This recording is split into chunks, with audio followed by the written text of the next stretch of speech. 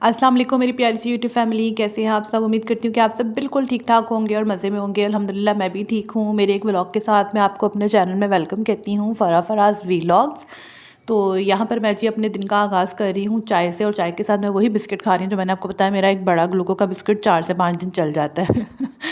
तो यहाँ पर जी फ्राइडे ब्रेक होगी, नमाज़ वगैरह पढ़ने के बाद मैं अपनी तस्बीह कर रही थी, तो वो नमाज़ टाइम में रिकॉर्ड नहीं कर सकती थी क्योंकि मेरे साथ और भी ज़ाहिर बात है गर्ल्स वगैरह पढ़ रही होती हैं, तो कुछ ज़ाहिर बात है आपको तो प्राइवेसी का ख्याल रखना होता है। तो मैं कहती हूँ चलें अभी जितना ईज़िली होके बन जाता है ना बंदा उतना बनाए।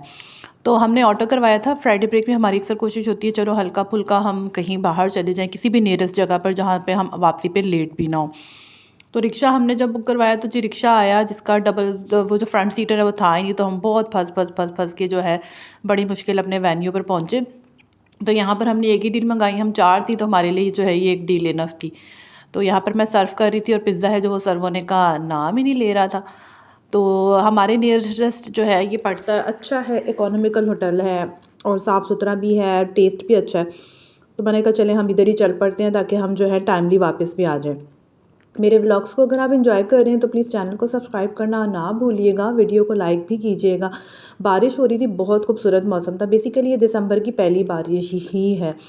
तो उसके बाद सर्दी थोड़ी बड़ी तो है लेकिन अल्लाह का शुक्र है कोई इतना ज़्यादा नहीं। अभी मतलब मैंने स्वेटर पहनना नहीं स्टार्ट किया।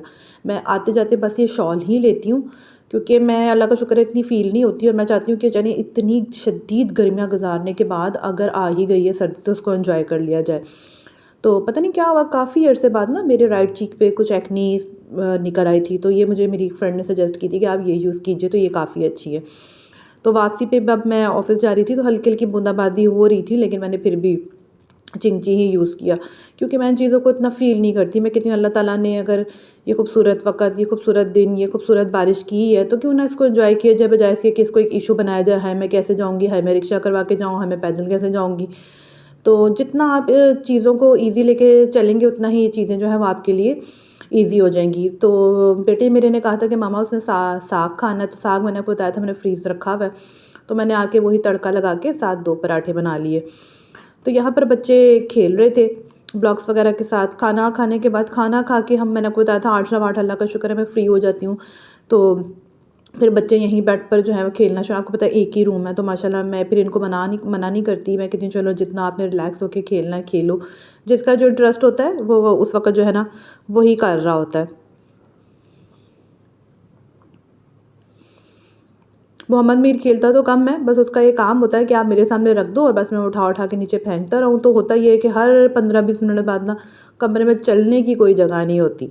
हर 15-20 मिनट बाद आपको ना कमरा जो है वो समेटना होता है। लेकिन माशाल्लाह ये भी आपको पता है एक पीरियड होता है, एक एज होता है, इस एज में बच्चों ने ये करना ही करना होता है।